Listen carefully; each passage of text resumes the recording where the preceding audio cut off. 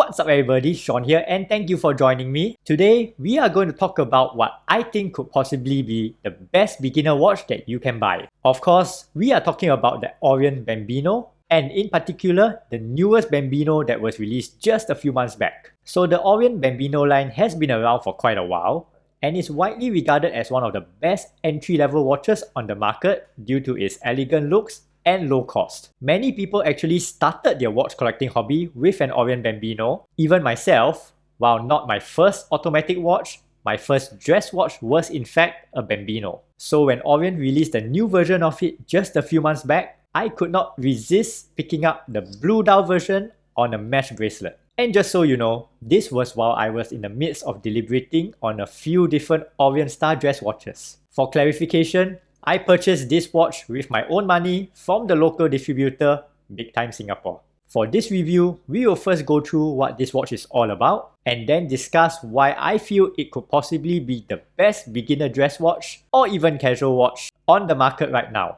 So this version is very similar to many of the previous designs.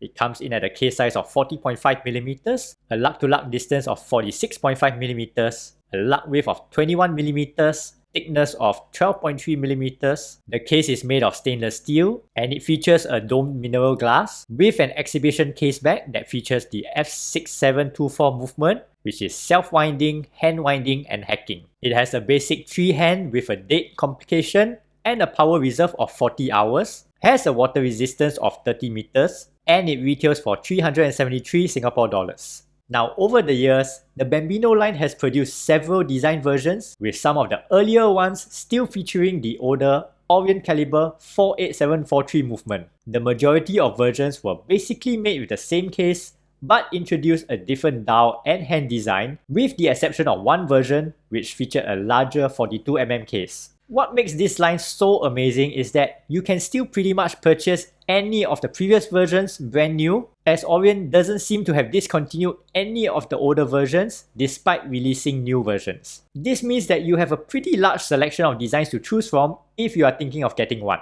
This latest version, however, particularly stands out to me for a number of reasons, which I will go into in a bit. It comes in 5 variations, a blue, green, and beige dial on a mesh bracelet, and a blue and a white dial on a plain stitched leather strap. So at 40.5mm, I feel the case size is a good middle ground that satisfies the modern aesthetic for larger dials, while not being overly large for a dress watch. Its slightly angled down lugs with a 46.5mm lug-to-lug distance also gives it a comfortable fit on my 6.25-inch wrist. Unlike what the stock render suggests, the case is polished on the bezel, on top of, and between the lugs, and brushed on the sides. It is cased in stainless steel and features the signature Orient Bambino domed mineral crystal. Now, despite its 12.3mm thickness, however, much of it is actually contributed by the domed mineral crystal, thus it actually wears much thinner than the number suggests. The dome-shaped crystal also allows it to slide easily under your cuff,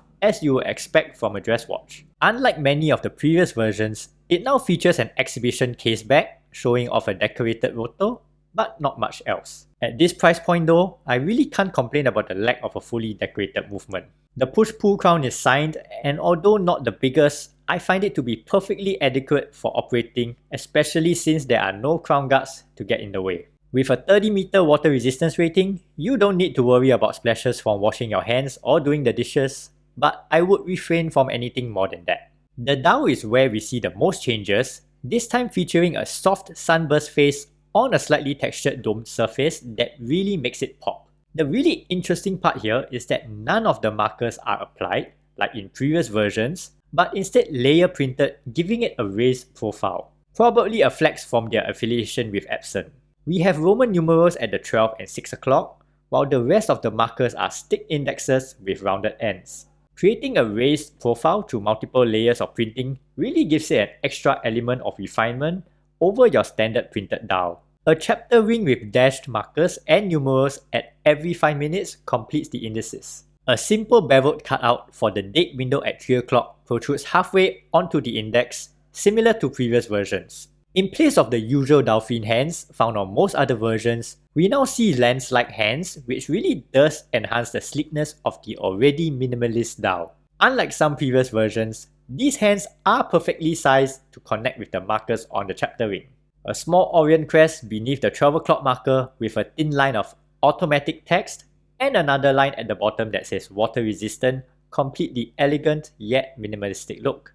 Being a dress watch, there is no lume to speak of, but the polished finishing of the hands and the subtle sparkle of the layer printed indices play nicely with light, making it highly legible during the day or in a decently lit room.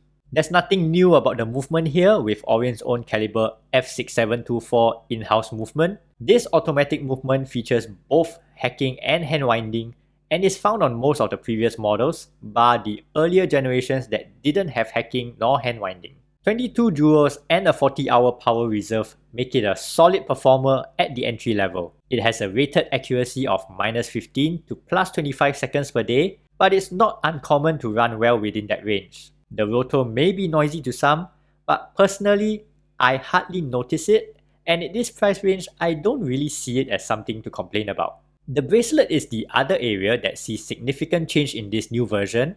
All this while, Bambinos have always come with leather straps, and for the first time, Orient is providing a stainless steel mesh bracelet on 3 of their models. On the wrist, the mesh bracelet feels pretty comfortable to wear, although the heavier ones among us might experience a bit of hair pulling from time to time. I think these bracelets look really good, but for those of you who find it a bit too flashy, you can easily swap it out for a leather band or just go for the 2 models that come with a leather band instead. Take note that these are 21mm lug widths, so your options will be a bit more limited. So back to the question, is this Bambino the best beginner dress watch? As a dress watch, I certainly think so, and as a casual watch, I do believe it is high up on the list. With the rise of fashion brands such as Movement and Daniel Wellington bringing their minimalist aesthetic to the younger generation and trending into fashion, it is refreshing to see brands like Orient also putting out their own unique minimalist style designs while still staying true to their roots.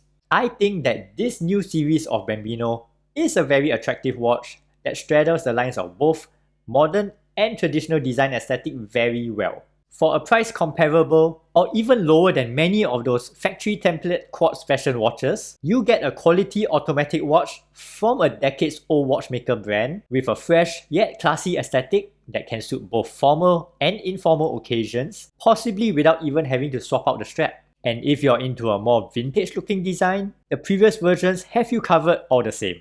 Well, that wraps things up for this video. Let me know in the comments whether you agree with me or not. If you like this video, please consider subscribing to the channel, and I will see you again in the next one.